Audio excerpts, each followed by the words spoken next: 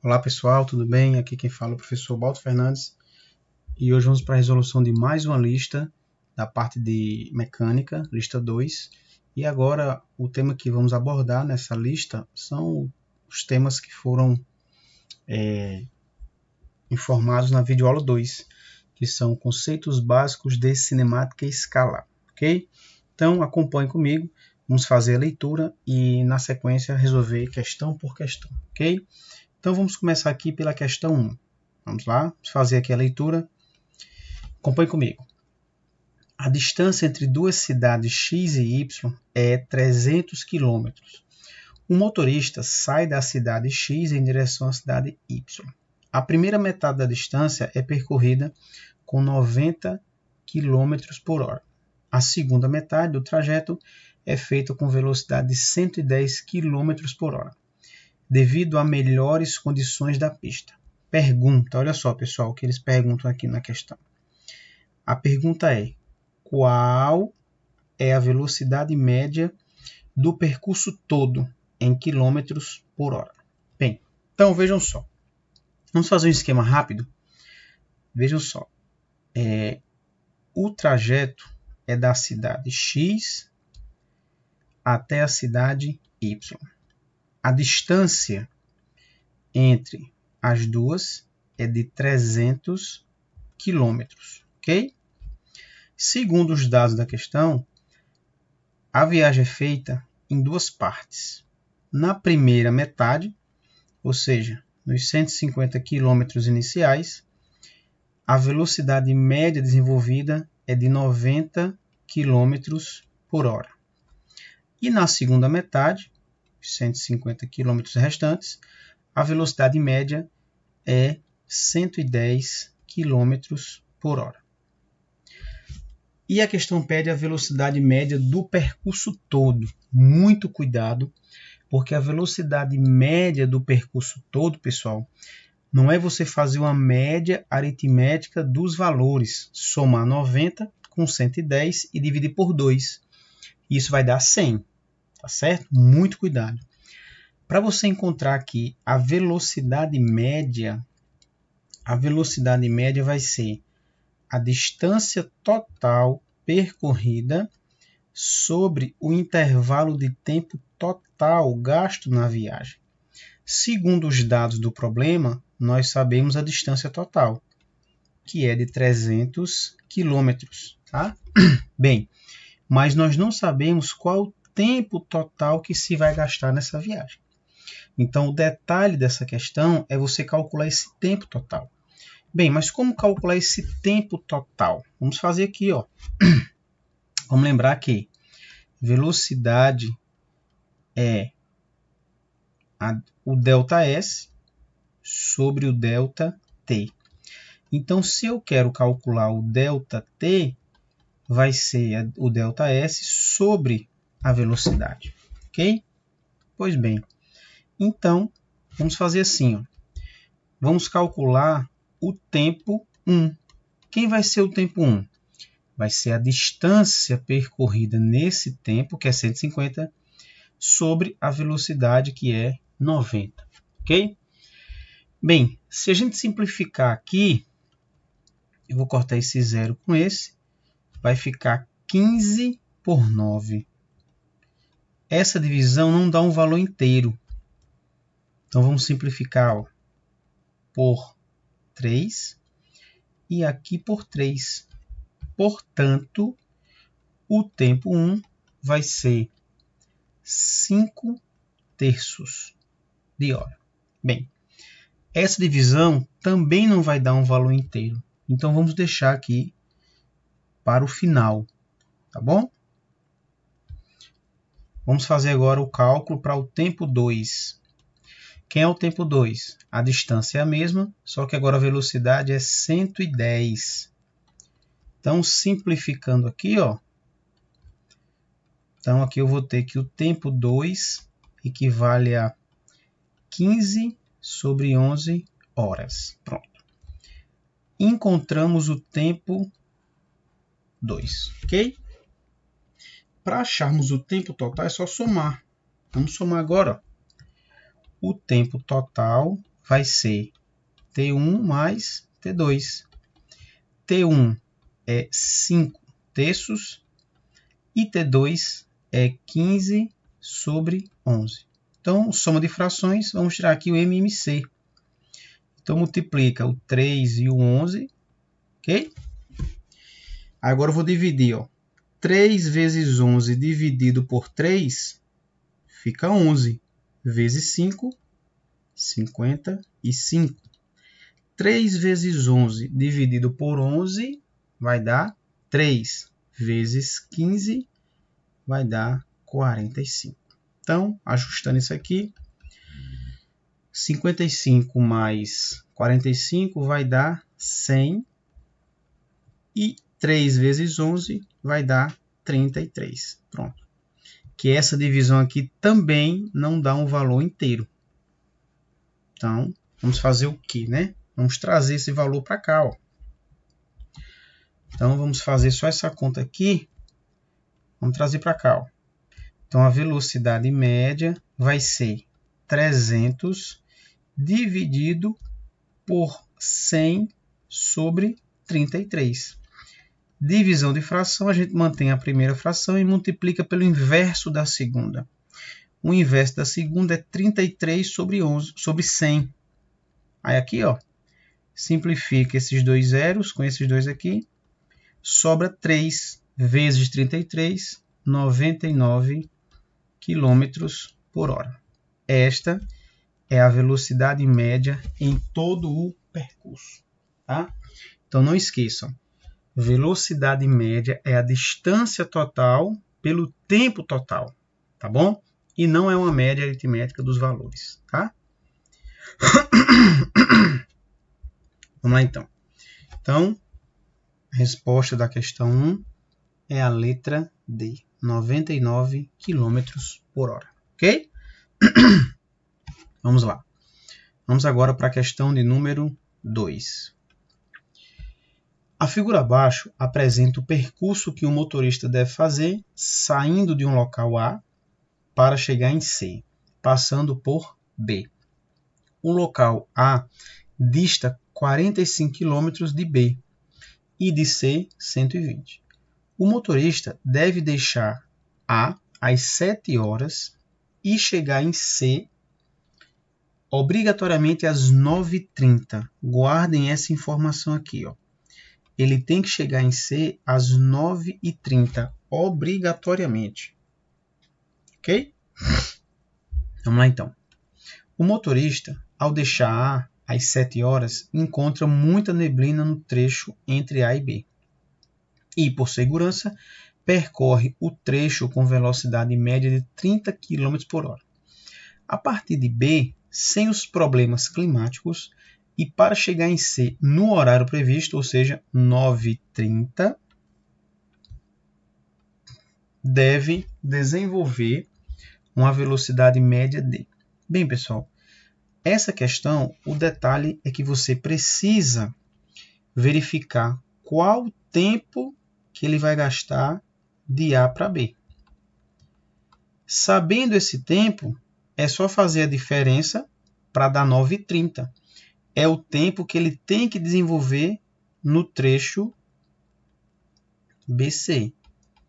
Sabendo o tempo que ele tem que desenvolver no trecho BC e a distância que ele vai percorrer, encontra-se a velocidade média nesse trecho, ok? Então aqui, ó, primeiro ponto nessa questão, primeiro cálculo aqui é a gente obter o tempo de A para B. Como? Equação da velocidade. V ΔS sobre ΔT. Então, se eu quero calcular o ΔT, eu vou pegar o ΔS sobre V. O ΔS vai ser 45 menos 0, que dá 45 quilômetros, ok?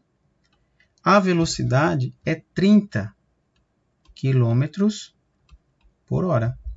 Se você dividir 45 sobre 30, eu vou encontrar exatamente 1,5 horas. Ou seja, esse é o tempo que o motorista vai gastar de A até B. Se ele sai às 7 horas e vai gastar 1h30 para chegar em B, o tempo que resta, que vai ser o tempo que ele vai desenvolver de B para C, é exatamente 1 hora. Ok? E a distância de B para C é 120 menos 45, que vai dar 75 quilômetros. Então, para calcular a velocidade média de B até C, é a distância pelo tempo. Então, VBC é 75 sobre 1. Portanto, a velocidade média BC, 75 km por hora. Essa é a velocidade que ele tem que desenvolver no trecho BC. Ok? Então, repetindo. Primeiro, nós calculamos o tempo que o carro gasta de A até B. Sabendo esse tempo, que foi 1h30, e sabendo o tempo que ele tem que gastar ao todo, ou que ele tem que chegar, se ele gasta 1h30 para sair de A até B, só restam 1 hora. Só resta 1 hora para ele chegar em C. Sabendo a distância que ele vai percorrer e o tempo que ele gasta, a velocidade é a distância pelo tempo. Ok?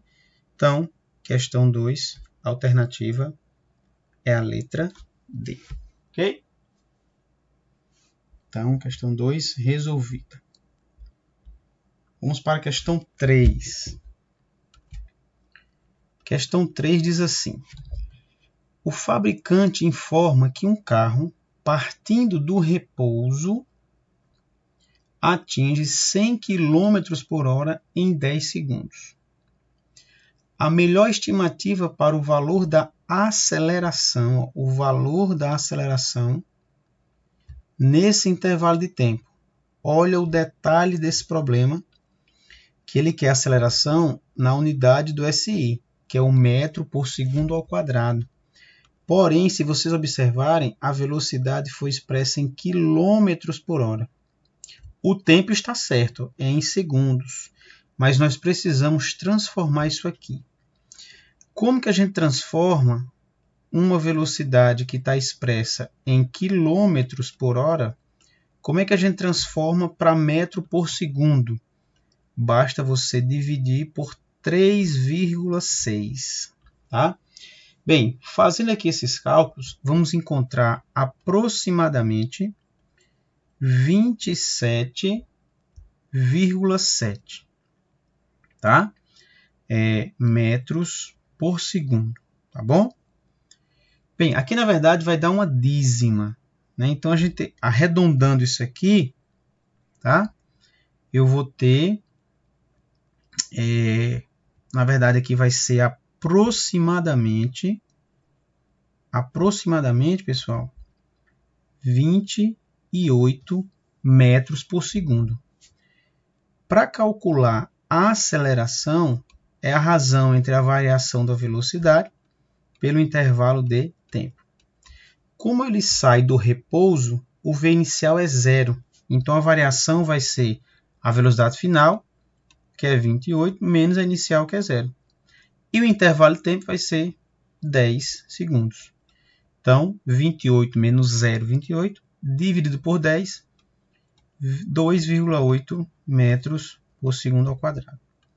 Essa é a aceleração que esse carro desenvolve nesse intervalo de tempo. Ok?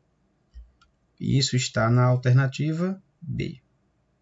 Um detalhe interessante: se por acaso vocês esquecessem dessa unidade e pegassem apenas o valor 100 e o 10, eu teria 100 dividido por 10, que isso vai dar 10 metros por segundo ao quadrado. Só que vejam que temos alternativa, mas esse cálculo está errado. Por que está errado? Porque você pegou o valor com a unidade no sistema usual. E ele quer que você encontre no sistema internacional. Ou seja, eu tenho que transformar primeiro para metros por segundo, para depois dividir pelo tempo que está em segundos. Cuidado, tá certo? Muito cuidado com isso. Então, eu fiz aqui esse cálculo, mas ele está errado, tá? Porque eu peguei apenas o valor numérico e não transformei a unidade, tá bom? Então, questão 3 resolvida. Vamos para a próxima? Questão de número 4. Questão muito interessante. Uma questão longa, mas vocês vão ver que a solução dela é muito simples. Vejam só. Para exemplificar uma aplicação do conceito de velocidade média, um professor de ciências explica aos seus alunos como é medida a velocidade de um veículo quando passa por um radar. Os radares usam a tecnologia dos sensores magnéticos. Geralmente, são 3 sensores instalados no asfalto, alguns metros antes do radar. Esse equipamento mede quanto tempo o veículo demora para ir de um sensor ao outro, calculando a partir daí a velocidade média do veículo. Ok? Aí está a referência, caso vocês queiram fazer a consulta de onde foi tirada essa imagem. Considere um veículo trafegando numa pista cuja velocidade máxima permitida seja de 40 km por hora, aproximadamente. Essa questão já foi boazinha, porque ela já fez a transformação da velocidade para a unidade do SI, tá bom? E a distância média entre os sensores consecutivos seja de 2 metros. Então vejam só, nós já temos a velocidade, que é aproximadamente 11 metros por segundo, e já temos a distância, que é 2 metros. Pergunta: o mínimo intervalo de tempo que o veículo leva para percorrer a distância entre um sensor e o outro consecutivo, a fim de não ultrapassar o limite da velocidade. Bem, gente, questão simples. Vejam que, pela expressão V ΔS sobre ΔT, se eu quero calcular o tempo, vai ser ΔS sobre V. Bem, o ΔS é essa distância, 2 metros, e a velocidade é 11 metros por segundo. Se você dividir 2 por 11, vai dar aproximadamente 0,18 segundos. Pronto, resolvido. Esse é o tempo a fim de não ultrapassar a velocidade máxima. Ok? Resolvido. Questão 4, alternativa letra B. Ok? Vejam que é uma questão longa, porém de solução muito rápida. Tá? Detalhe: a unidade da velocidade inicial é a usual. Se ele não tivesse informado o valor aproximado no SI, você teria que transformar, tá bom? Vamos agora para a questão de número 5. Bem, questão 5, pessoal. Vamos lá. Ao trafegar por um trecho retilíneo de rodovia, um motorista passa pelos pontos A, B e C, associados aos marcos quilométricos indicados na figura. Sabendo que entre os pontos A e B o motorista desenvolveu uma velocidade escalar média de 50 km por hora e que entre os pontos B e C ele desenvolveu uma velocidade escalar média de 25, entre os pontos B, A e C, sim, isso aqui é a pergunta. Entre os pontos A e C, a sua velocidade escalar média foi D. Bem, a questão 5, pessoal, é semelhante à questão 1. Né? A velocidade média é a distância total pelo intervalo de tempo total. Tá? Nós não sabemos o tempo total, mas podemos calcular. Né? Lembrando que velocidade é o ΔS sobre o ΔT, e o ΔT vai ser ΔS sobre V, tá? Então, vamos calcular aqui, ó. Quem é o tempo que eu vou chamar de 1? O T1 é o tempo de A para B e o T2 é o tempo de B para C. Então, quem é o tempo 1? Vai ser a distância AB sobre a velocidade AB. A distância AB, pela figura, ó, é 30 menos 20, que dá 10. E a velocidade AB é 50. 10 sobre 50 vai dar 0,2 horas. Esse é o tempo no trecho 1, AB. O tempo 2 vai ser a distância BC sobre a velocidade BC. Pela figura, a distância BC, ó, é 50 menos 30, que dá 20. E a velocidade é 25. 20 sobre 25 dá 0,8 horas. Então, quem é o tempo total? É 0,2 mais 0,8, que dá 1. Então, o tempo total, 1 hora. Portanto, a distância total, 50 menos 20, é 30. E o tempo total é 1. Então, 30 km por hora. Essa é a velocidade média no percurso. E isso está na letra B. Ok? Questão 5, letra B. Vamos agora para a questão 6. A 6 é a nossa última questão dessa lista. Vamos lá, uma questão teórica que envolve conceitos de trajetória, certo? Vamos lá. Observe esta figura. Daniel está andando de skate em uma pista horizontal. No instante T1, ele lança uma bola que, do seu ponto de vista, sobe verticalmente. Vejam que, para Daniel, a bola está em repouso em relação a ele. Se Daniel tem uma velocidade v para a direita, para o referencial de fora, então um referencial que esteja aqui fora, olhando Daniel com a velocidade v, a bola também vai ter velocidade v.